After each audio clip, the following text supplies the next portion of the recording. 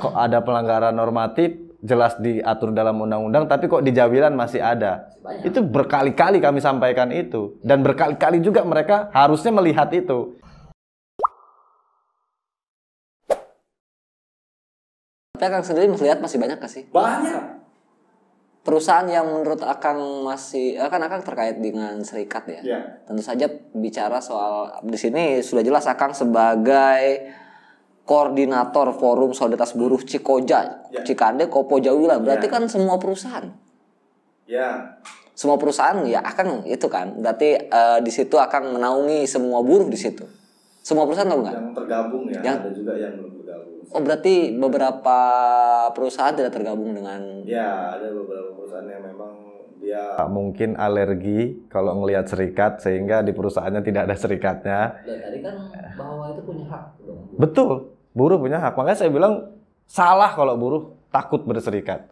Karena dilindungi sama Undang-Undang 21 tahun 2000. Tapi faktanya ya sekarang seperti itu. Apa dari pihak serikat sendiri tidak memprovokasi untuk membuat Kalau memprovokasi itu udah berkali-kali kita lakukan. Bahkan kalau di serikat itu ada tim organizer yang mereka selalu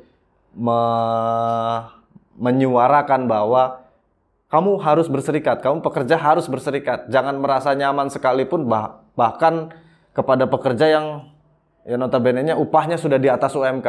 Tetap kamu harus berserikat karena ada ada perjuangan-perjuangan yang harus dilakukan untuk mencapai sebuah kesejahteraan.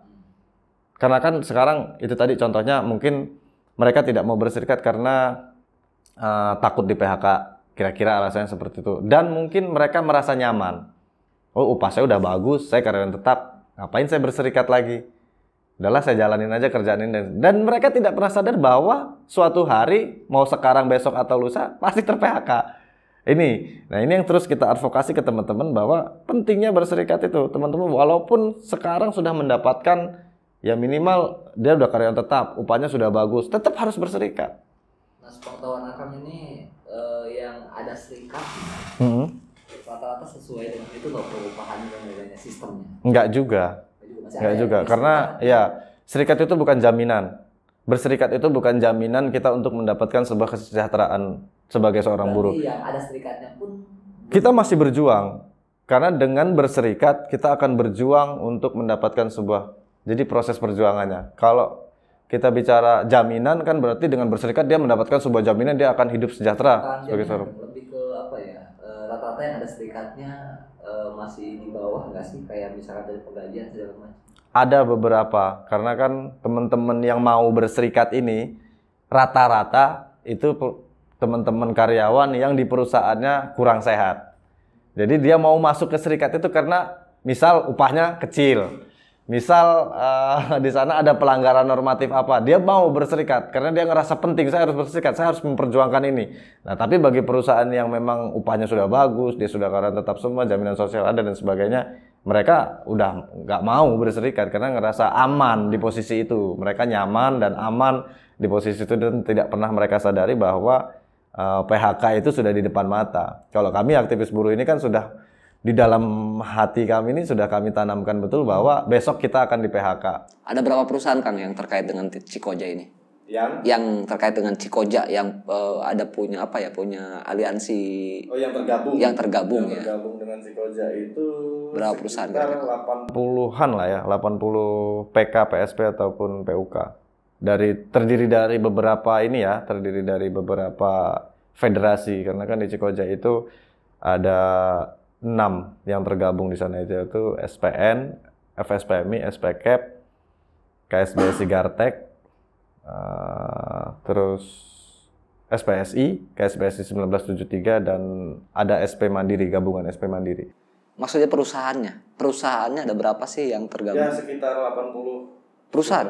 Sekitar 80 perusahaan. Ya mulai dari Cikande, dari Sintawosung tuh ada teman-teman dari SPSI, di Star tuh kan, tuh masuk ke Kopo kan ya, di Star ya, Kopo itu ada teman-teman SPKEP, terus sampai ke ujung MLB, sampai di Lebak juga ada. Tapi kita kalau bicara Serang sampai apa namanya, Multicon yang di Ceras itu. Kalau Cikande batasan di mana tuh? Kan modern juga Cikande. Itu sepanjang jalur Asem sampai ke. Oh, dari Asem aja ke sini. Sampai ke Citeras. Itu jadi ada beberapa perusahaan yang memang PUK-nya tergabung dengan Cikoja. Dan nggak semua juga sih, masih ada beberapa yang belum tergabung. Belum tergabung. Nah, di sini juga Kang ada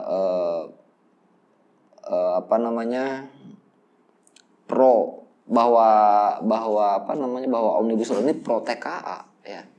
Ya, karena disebutkan juga oleh Omnibus Law. Pro TKA-nya tuh di mana? Jadi gini, di undang-undang ini kan diatur TKA yang bisa masuk ke Indonesia adalah TKA yang skill, memiliki kemampuan, memiliki skill.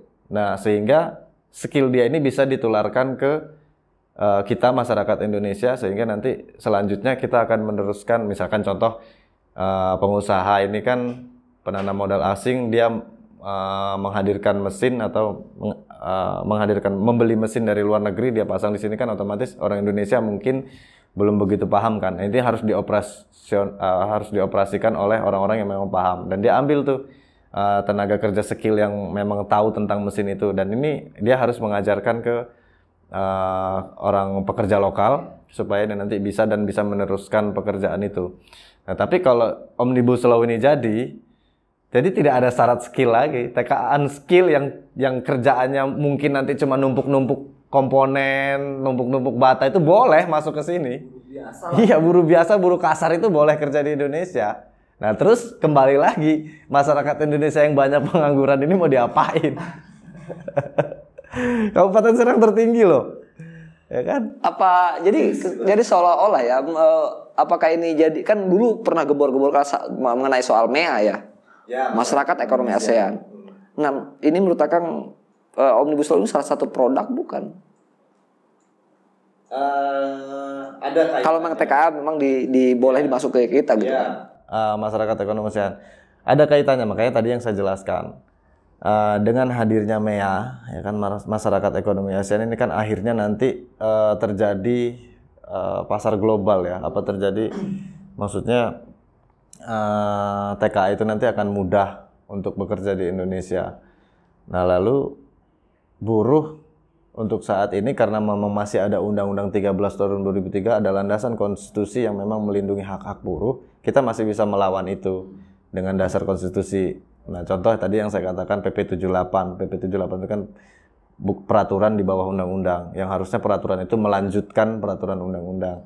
Nah, ini yang membatasi upah itu tadi dicoba digulirkan oleh pemerintah, dilaksanakan oleh pemerintah secara terpaksa, kan kita lakukan itu.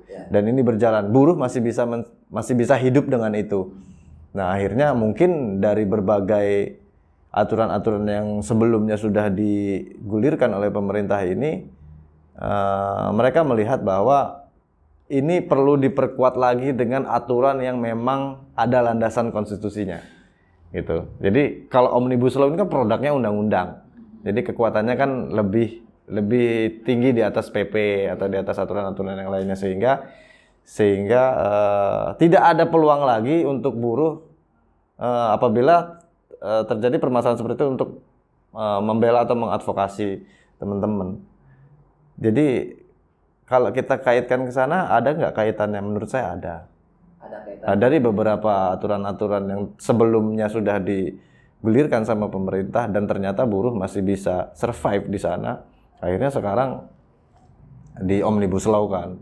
Nah, ini yang bergerak itu mengenai Omnibus Law. Ini kan sementara ini buruh ya. Pekerja di perusahaan. Nah, kita sebagai masyarakat biasa yang memang bukan buruh juga, ada dampak nggak sih?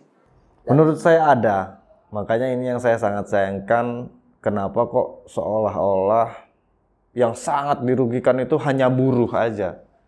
Karena nanti, kan kemarin ada kelompok tani yang sudah mulai bergerak tuh. Saya pengen, apalagi mahasiswa nih, saya mengharapkan betul mahasiswa betul-betul masif dalam melakukan gerakan. Kenapa? Mahasiswa ini kan calon buruh juga nantinya. Kalau dia nggak jadi polisi, nggak jadi TNI, nggak jadi aparatur negara, mau jadi apa? Kalau jadi pengusaha dia punya modal, oke. Tapi kalau nggak, mentok jadi buruh. Karena buruh kan bukan sebuah cita-cita, tapi kan terpaksa kita harus jadi buruh. Ya kan harusnya terpanggil nih. Ini yang saya sangat sayangkan. Seharusnya semua aktivis, mahasiswa, buruh, tani bergerak bersama-sama, karena kerugian yang akan dirasakan nanti bukan hanya buruh, bahkan ada ya kan reforma agraria yang waktu itu, dan ini bisa berdampak juga ke arah sana.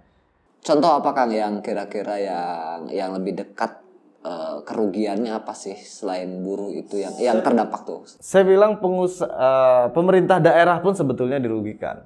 Kenapa saya bilang dirugikan? Harusnya kan nanti perizinan segala macam ini kan diakomodir sama daerah. Nanti pada saat Omnibus Law ini disahkan, ini kan terjadi dipermudah perizinan dan sebagainya dan disatu pintukan ke pusat, sehingga hilang tuh penghasilan daerah. Itu kan sebenarnya pemerintah daerah pun sebetulnya dirugikan, harusnya pajaknya kan kebawa ke sana, nanti hilang akhirnya. Nah ini akhirnya negara ini yang dirugikan pemerintah daerahnya apa daerahnya? Daerahnya. Kalau bisa pemerintah daerah perorangan. Daerahnya lah.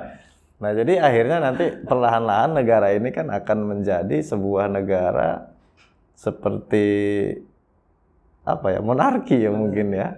Jadi kembali ke sentralisasi lagi. Masuk ke atas lagi. Iya. Silahkan semua dari bawah ke atas ya. Iya makanya. Jadi banyak lah contoh kayak tani itu tadi juga nanti kan akan dirugikan. Nah tapi yang pastinya itu tadi yang selalu teriak tentang penolakan terhadap Omnibus Law ini ya memang untuk saat ini mungkin ya buruh yang selalu masif bergerak untuk menolak itu. Saya sih sebetulnya berharap semua elemen masyarakat peduli ini, apalagi buruhnya sendiri, karena ya saya akui untuk saat ini mungkin ada beberapa teman-teman buruh juga yang masih belum sadar, belum peduli terhadap Omnibus Law, dan mereka mungkin pertama karena tidak paham terhadap apa sih dampak dari Omnibus Law. Terus yang selanjutnya adalah mungkin mereka merasa ada di zona nyaman itu tadi, sehingga mengabaikan aturan yang nantinya akan berdampak negatif terhadap buruh. Nah, itu yang sangat disayangkan. Harusnya kita bersama-sama bergerak, tentu nanti setelah negara ini sudah tidak pandemi lagi. Yang paling bahaya juga kalau mahasiswa tidak bergerak. Ini kan ada salah satu nih ininya, struktur dan skala upah tak memperhatikan golongan, jabatan, masa kerja, pendidikan dan kompetensi. Ya. Jadi apa pentingnya lu kuliah gitu kan? Kalau lu nanti ketika lu kerja lu sama aja. Aspek dari struktur skala upah itu adalah pertama pendidikan, skill dan masa kerja. Itu enggak ini. Nah nanti kalau ini sudah dihilangkan, nah apa gunanya kamu yang S1 dengan yang SD, maaf ya. Maksudnya sudah tidak ada lagi penilaian-penilaian itu. Sama aja dapat upah. Ya sama. Kamu 1000 itu sih. Iya. Padahal secara pendidikan lebih tinggi gitu. Nah itu makanya dulu struktur skala upah itu disosialisasikan terus-menerus sama pemerintah daerah, tapi pelaksanaannya tidak ada penegasan. Struktur skala upah itu sebetulnya sudah lama ya sama Dinas Tenaga Kerja itu disosialisasikan terus-menerus, tapi tidak ada ketegasan itu, sehingga perusahaan kalau mau jalan syukur, enggak ya sudah, gitu aja. Akhirnya ya nggak jalan. Kalau perusahaan kan pasti dengan asas prinsip ekonomi ya, mencari keuntungan sebesar-besarnya dengan modal yang sekecil-kecil ya. Ya pasti kan seperti itu yang dilakukan. Apalagi perusahaan di Jawilan ini, itu saya bilang, kapital kan? Iya, prinsip kapital. makanya ya Jawilan ini mayoritas bisa saya katakan adalah industri-industri padat karya. Karena industri padat karya ini kan menggunakan banyak tenaga manusia daripada teknologi. Dan ini akan berdampak besar nantinya. Peluang pelanggaran itu lebih besar memang dilakukan oleh perusahaan-perusahaan padat karya. Ya, jadi kalau padat modal kan dia dengan sistem teknologi yang sudah canggih, dia tidak menggunakan banyak manusia tapi tenaga mesin di sana kan. Jadi dengan padat karya itu biasanya yang pengusaha-pengusaha nakal itu dari situ, disiasatilah dari upahnya, disiasatilah dari sistem kerjanya, perjanjiannya, jam kerjanya. Bahkan kita yang kata undang-undang hanya mengenal 2 jenis pekerjaan, PKWT dan PKWTT, dua jenis perjanjian. Tapi kan kita di sini bisa melihat ada yang namanya HL, ada yang namanya borongan. Ini kan lebih ngaco lagi. Udah yang kontraknya aja salah, ini lebih salah lagi dari yang salah gitu. Iya. Tapi Kang ini yang saya dengar ya seolah-olah ketika para aktivis buruh ini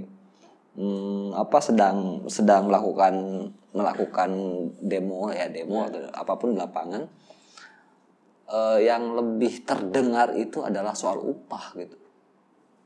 Sedangkan di sini sepertinya ada hal-hal lain yang perlu banget diangkat lebih jelas gitu. Iya.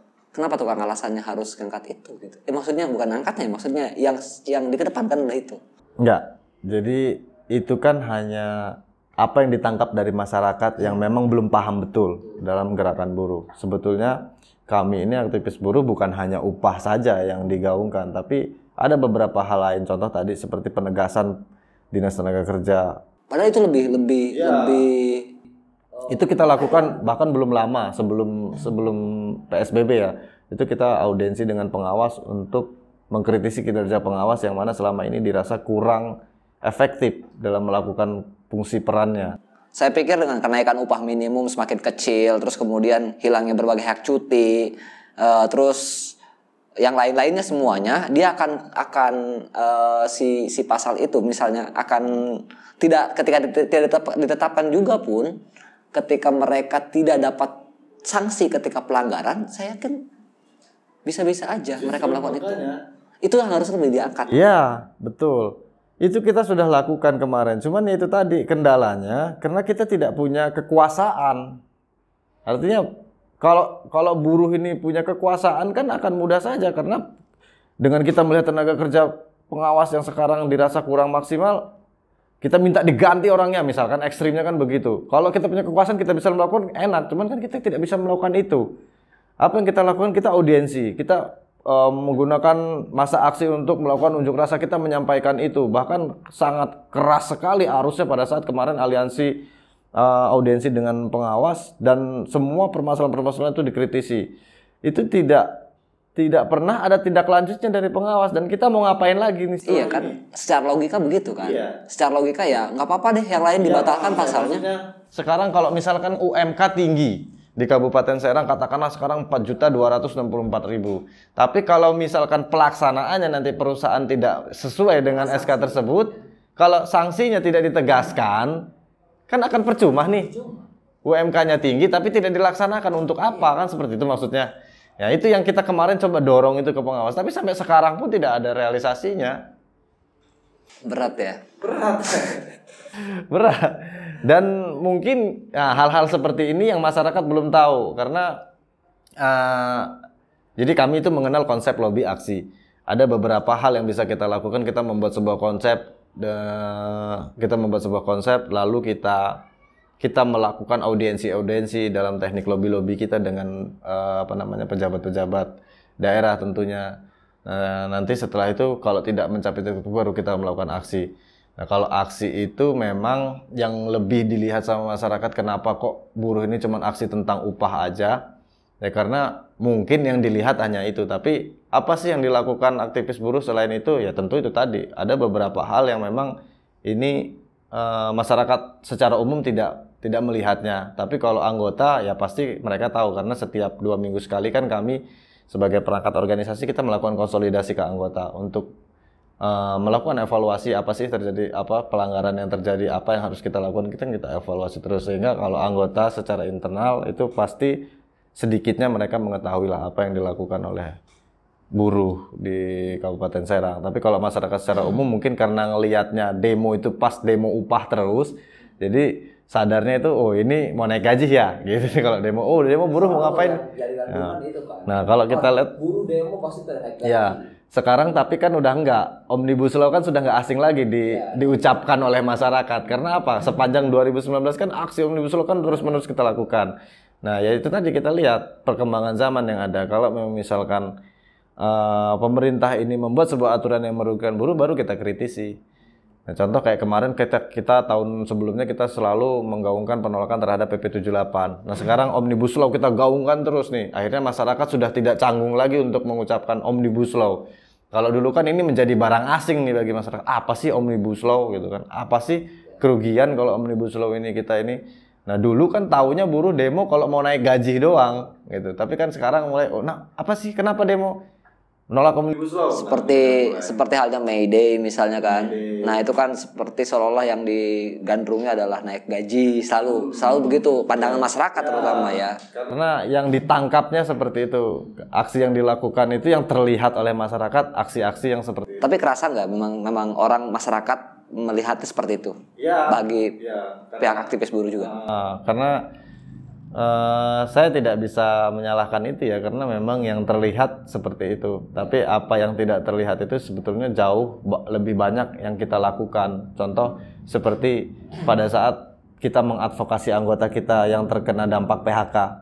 Nah, ini kan tidak terlihat oleh masyarakat karena bukan dalam bentuk aksi, bukan dalam bentuk apapun itu. Ini kan sifatnya kita mendampingi anggota kita mengadvokasi sampai selesai dia mendapatkan haknya. Ini tidak terlihat oleh masyarakat. Mungkin cerita dari orang yang ter-PHK melalui ceritanya ke orang lain dan ini diceritakan mungkin ini yang akan sampai. Tapi secara umumnya tidak akan terlihat begitu jelas karena bentuk kegiatannya bukan pengerahan massa ya. Karena yang menarik perhatian itu kan memang bentuk gerakan yang pengerahan massa. Tapi banyak sih sebelum masa pandemi ya. Banyak makanya kok di kita ini ada Cikoja, kenapa? Karena kita ingin menyatukan kekuatannya, di mana ada sebuah PUK atau unit kerja yang memang di sana dia mengalami permasalahan secara internal, mereka minta bantuan dengan teman-teman yang lain, kita kan turun. Contoh di beberapa kegiatan kemarin kayak kita melakukan aksi-aksi solidaritas ke perusahaan-perusahaan, itu kan salah satu kegiatan serikat pekerja di luar dari aksi unjuk rasa untuk menuntut upah. Nah, tapi kan ini nggak terlalu terlihat gitu, makanya gaungnya nggak begitu terdengar begitu luas. Ini Kang, mengenai soal beberapa perusahaan di kita kan banyak tuh. Jawilan aja punya berapa sih perusahaan? Kira-kira? Jawilan itu kalau dari sedang sampai besar 80 lebih lah. Nah, menurut Akang, ada nggak sih perusahaan yang memang udah sesuai aturan? Di kita ada berapa? Banyak nggak yang sesuai aturan? Nggak ada. Serius. Yang sudah mengikuti aturan? Ya, kalau yang sepenuhnya dia ikut dengan aturan yang ada sih kayaknya nggak ada lah ya kayaknya. Ya, secara pengelolaan limbah dan lain-lain. Nggak ada. Kalau yang menyimpang banyak. Tapi kalau yang sempurna, yang perfect banget nggak ada. Ada yang upahnya bagus, tapi sistem kerjanya kontrak, ya kan? Contohnya kira-kira seperti itu. Terus ada yang sistem kerjanya udah bagus, upahnya bagus, tapi dia ada yang pakai outsourcing. Terus ada lagi, misalkan. Tapi memang itu ada pelanggaran aturan di situ. Emang ada pelanggaran? Karena kan di Undang-Undang 13 itu 185 itu menyebutkan pidana kejahatan ketenagakerjaan, 186 sampai 187 itu pelanggaran. Nah, jadi ada kategori pidana, ada kategori pelanggaran. Nah, kalau kategori pidana ini kan jelas tuh ada ancaman hukuman badan. Kalau pelanggaran kan sanksi administratif saja. Nah, ini yang makanya saya bilang yang pidananya saja itu pemerintah nggak bisa melakukan tindakan tegas. Dalam hal ini maksud saya Dinas Tenaga Kerja Provinsi pengawas lah ya. Tidak bisa melakukan tindakan tegas terhadap itu, apalagi yang hanya pelanggaran, yang di sana hanya sanksi administrasi. Sekali lagi saya tanya nih, bener nggak nih? Apa itu? Bener nggak ada? Nggak ada.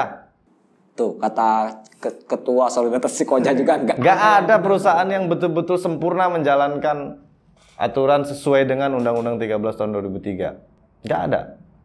Itu berarti masih sangat jauh. Bahkan dulu Cikoja ini disebut sama kawan-kawan kita yang di modern kesana itu hutan belantara. Tapi sekarang udah agak ke kota-kota dikit karena udah ada Cikoja. Maksudnya sudah ada aktivis yang peduli terhadap lingkungannya. Kalau dulu kan susah sekali Cikoja ini disentuh oleh aktivis-aktivis. Tadinya saya pengen nanya ini sih kan. Apa sih yang dilakukan Cikoja kalau masih begini-gini aja gitu kan? Ini gitu. Berarti tapi ada progres ternyata ya. Ada progres itu ada. Bahkan kita program pendidikan ada.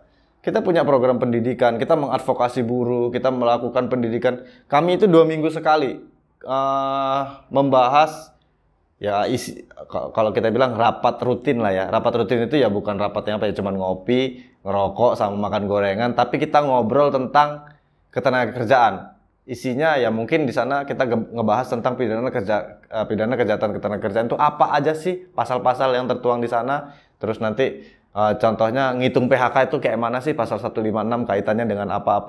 Itu kita selalu lakukan itu. Nah, artinya kan ini salah satu program yang memang kita terus lakukan.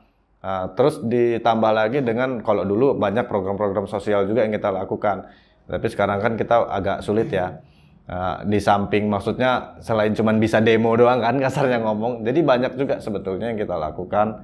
Contoh itu tadi misalkan kita coba melakukan audiensi dengan dinas-dinas yang terkait. Kita sampaikan aspirasi, kita sampaikan apa yang menjadi keluhan masyarakat buruh di Jawilan. Berarti terkait soal ketidaksesuaian dengan aturan, perusahaan-perusahaan di Jawilan ini akan pernah bergerak. Sering bergerak. Selalu kita melakukan pergerakan dan kita tidak pernah yang tidak sesuai aturan. Iya. Dan itu sudah datang ke pemerintahan misal untuk ditindaklanjuti. Kami itu udah berkali-kali, Kang. Terakhir saya itu ke pengawas itu kalau nggak salah sekitar 3 minggu yang lalu. Tapi responnya? Ya begitu-begitu aja. Nggak ada sama sekali? Nggak ada.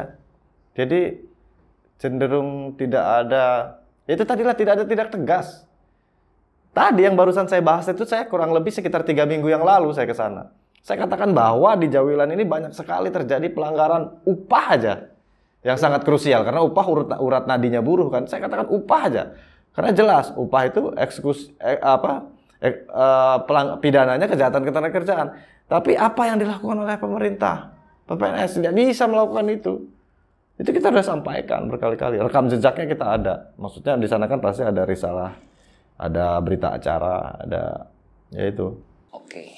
Nah Kang, untuk kan tadi kondisinya begitu ya. Iya. Ini Akang sebagai ketua Forum Solidaritas ya, Cikoja. Apa sih yang Akang harapkan dari pemerintah ataupun bagian orang-orang terkait yang harapannya apa sih itu buruh tuh? Tanyanya gimana yang terbaik gitu? Oke. Harapan kami tentu pemerintah ini melek, jangan budek. Jadi dengerin apa yang menjadi aspirasi kami dan lihat apa sih kejadian yang terjadi di lingkungan kita ini, betul nggak apa yang kami sampaikan, mengada-ngada nggak sih buruh ini, itu mereka lihat dan tindak lanjuti. Sekarang di Kabupaten Serang itu ada namanya LKS Tripartit, Lembaga Kerjasama Tripartit, terdiri dari unsur Apindo, Serikat Pekerja, dan pemerintah. Ini kerja mereka ini monitoring ke perusahaan-perusahaan. Dan hasil laporannya nanti dilaporkan ke bupati. Harusnya ada tindakan dong. Kalau ketemu ternyata di sebuah perusahaan ini ada pelanggaran ini nih, ada pidana ini nih. Bagaimana setelah laporan ini disampaikan terus tidak ditindaklanjuti ya begitu-begitu aja. Kalau nggak ada reaksi apapun ya akhirnya ngambang begitu aja. Nanti sampai ketemu suatu hari kasusnya meledak sampai demo buruh baru kan gitu. Baru yang kemarin ini gini gitu. Nah, maksud saya itu pemerintah hadir nih pemerintah, karena kalau kita mengharapkan pengusaha dan jangan justru kita malah dibenturkan dengan pengusaha. Jangan disuruh kita ini berantem sama pengusaha terus. Jadi kalau berubah sudah kekacauan dulu seolah-olah. Nah, gitu. Jadi masa kita harus berdarah-darah terus nih berantem sama pengusaha? Nah, kami pengen pemerintah ini hadir tuh di sana. Hadir sesuai dengan peran fungsi, karena Dinas Tenaga Kerja itu sekarang namanya masih Dinas Tenaga Kerja, bukan Dinas Pengusaha. Urusin tuh tenaga kerjanya, jangan urusin pengusahanya. Gitu loh maksud saya, supaya mereka itu turun, melihat, mendengar, terus melakukan tindakan sesuai dengan peran fungsinya, sehingga kita bisa menciptakan hubungan yang harmonis, dinamis, dan berkeadilan. Gitu. Oke, luar biasa. Kita sudah ngobrol banyak dengan Ketua Forum Solidaritas. Koordinator. Kalau Forum Cikoja itu terdiri dari ketua-ketua unit. Jadi ada koordinator. Ya. Satu koordinator untuk bagi ketua. Enggak. Jadi di Forum Cikoja itu format organisasinya terdiri dari ketua-ketua yang di unitnya masing-masing. Misalkan ketua perusahaan apa, ketua perusahaan apa, ketua perusahaan apa, tergabung dalam Psikoja. Nah, makanya yang di atasnya disebutnya bukan ketua lagi, jadi koordinator. Gitu. Jadi nggak ketua lagi karena semuanya sudah ketua. Iya, udah ketua semua ya. Ketua semua itu. Oke, itu saja kita ngobrol dengan Rizal Feni. Oh, jangan di koma ya. Rizal Feni SH. Luar biasa. Ini saya jadi punya kita harus simak betul-betul ya. Oke, terima kasih Kang Bung Rizal sudah datang ke tempat kami Geraha Kreatif. Mudah-mudahan selalu diberkahi gerakannya, selalu punya harapan yang besar gitu ya. Dan harapannya dan untuk masyarakat buruh semoga tercapai keinginan-keinginannya. Mudah-mudahan. Untuk tercapaian kita angkat gelas dan toast dulu. Semoga sukses. Amin. Assalamualaikum warahmatullahi wabarakatuh.